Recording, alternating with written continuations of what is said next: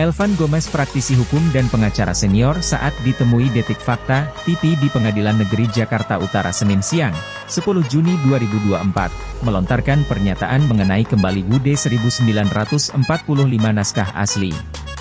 Upaya tersebut juga banyak diperjuangkan oleh berbagai elemen di bangsa ini.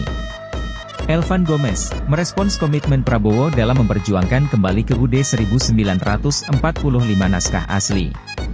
Dukungan Pak Prabowo terhadap upaya agar bangsa ini kembali ke UUD 1945 naskah asli, sudah jelas. Karena selain sudah menjadi platform perjuangan partainya, Gerindra, kata Elvan, dia menyebut ada jejak digital video Prabowo mengatakan kepada media, bahwa dirinya setuju dan mendukung upaya agar bangsa dan negara ini kembali menerapkan sistem bernegara sesuai rumusan pendiri bangsa, yang diatur di dalam UUD 1945 naskah asli. Elvan menilai tentunya kekurangan dan kelemahan dari naskah asli bisa diperbaiki dengan konsep addendum, penambahan dan penyempurnaan. Karena perubahan konstitusi yang benar adalah dengan addendum, bukan mengganti batang tubuh aslinya. Karena kalau mengubah itu bukan amandemen namanya, tetapi penggantian konstitusi, tegasnya.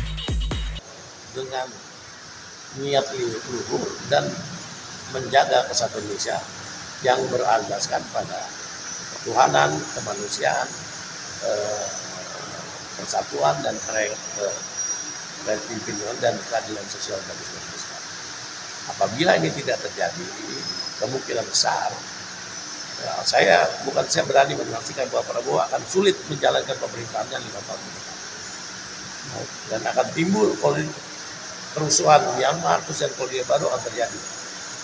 Jadi pesan buat Prabowo sendiri? Pesan saya, Pak Prabowo segera, jangan tunggu pelantikan, dia mengeluarkan dekret, karena dia dengan secara hukum sudah sah sebagai Presiden Republik Indonesia. Apa yang dekret seperti apa Pak yang dalam? Ya dekret, dia membuat dekret lah, kembali Nusa Prima seperti Bung Karno bilang, kembali pada Nusa Prima. Itu aja dilakukan oleh dia. Berarti sekarang ini masih abu-abu Pak ya? Bukan, amandemen itu sudah dinyatakan gagal. Oleh si pembuatnya itu, Amin Rais sudah menyatakan itu gagal. Salah. Karena asumsinya dulu, amandemen itu karena takut adanya penyuapan, sekali lebih lagi penyuapan Indonesia. Baik. Kan pemilu kelihatan adanya yang namanya bansos, adanya itu ada pengakuan dari para pelaku pilek maupun pilpres yang melakukan bahwa terjadinya pembagian buat nakal untuk pemenangan pemilu. Kesimpulannya gimana Pak? Kesimpulannya, Prabowo membuat yang namanya bukan deklarasi, membuat dekret ya. Dekret mengembalikan Nusa Prima. Itu tugas Prabowo.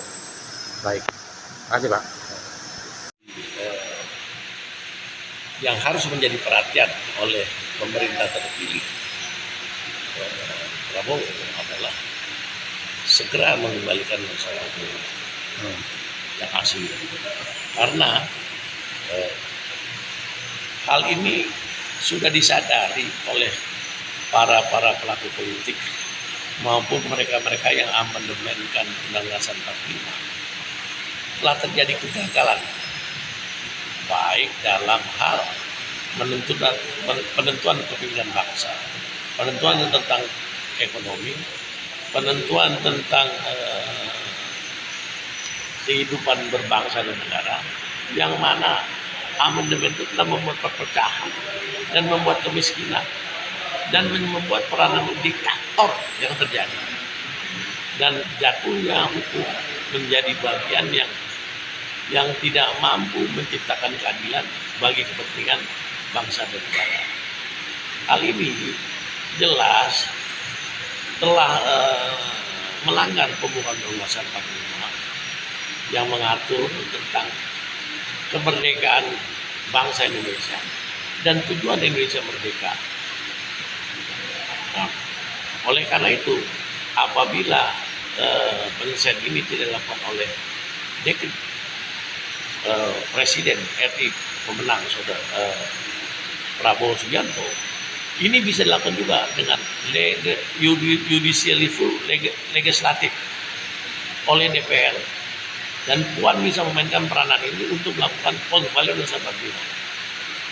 Atau kita juga bisa menggunakan MK sebagai judicial review MK, judicial review untuk memalingkan sabab guna.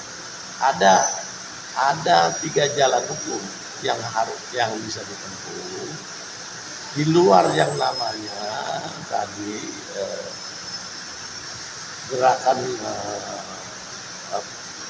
gerakan people power, dan ini harus segera dilaksanakan.